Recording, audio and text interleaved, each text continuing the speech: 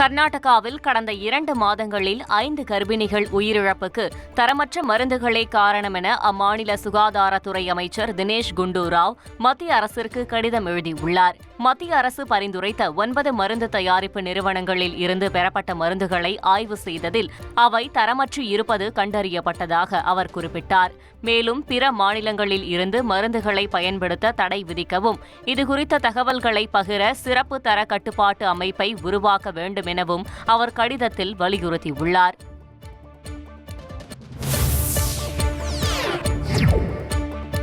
ராஜஸ்தான் சட்டப்பேரவைக்கு வெளியே போராட்டம் நடத்திய காங்கிரஸ் தொண்டர்கள் மீது போலீசார் தண்ணீரை பீய்ச்சி அடித்து அவர்களை கலைக்க முற்பட்டதால் பரபரப்பு ஏற்பட்டது.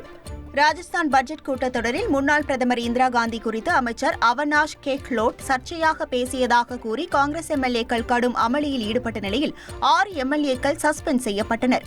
இதற்கு எதிர்ப்பு தெரிவித்து காங்கிரஸ் தொண்டர்கள் சட்டப்பேரவைக்கு வெளியே போராட்டம் நடத்திய நிலையில் அவர்களை போலீசார் தண்ணீரை பீய்ச்சி அடித்து கலைக்க முற்பட்டனர். இதனால் பரபரப்பான சூழல் நிலவியது.